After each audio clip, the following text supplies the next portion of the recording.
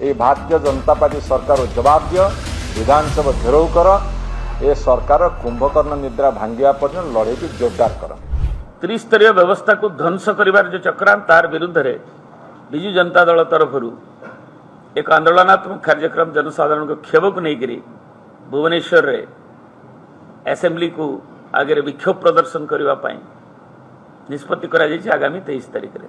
गणतंत्र को बचाई स्वाधीनता को बचाई विधानसभा घेराव हम 23 तारिख दिन सकाळ 10टार पीएमजी स्क्वायर विधानसभा सम्मुख में घेराव हम। विधानसभा भितर बिजु जनता दल एमएलए माने निश्चित भाव प्रतिवाद करेंगे।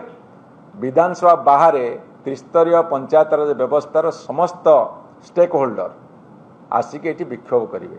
आम आसंता 23 तारिख रे डाकरा देइछु। आमर समस्त पंचायत राज प्रतिनिधि माने एवं गाँव मुखिया माने जनप्रतिनिधि जो माने अछंती लोक पुलिस सभा ग्राम सभा मुखिया माने समस्त एकाठी हेबे एवं ये सरकार को जो भली भाव में जवाब दिया तृणमूल स्तर से व्यवस्था करा